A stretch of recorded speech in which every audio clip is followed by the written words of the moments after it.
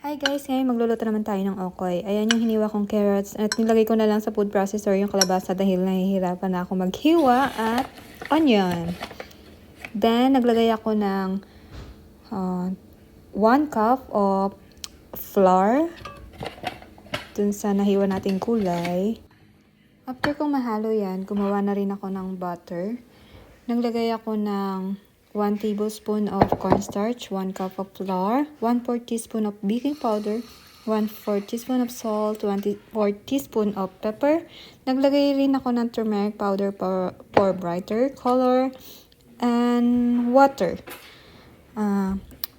Haluin lang po natin hanggang sa maging soft yung butter natin. Kulang pa yung water, dagdagan nyo para maging soft yung butter. Then after that, haluin, then kumuha ng isang plato, punasan ng mantika para ilagay doon yung gulay or kalabasa. Then lagyan natin ng butter and put it in the fry. And ito na po ang ating okoy. Yan po yung una kong nalutong okoy. Try nyo din po itong recipe na to. Napakasarap at napakalutong ng okoy. Gumawa rin po ako ng sili na may suka. Yun lamang po guys. Bye!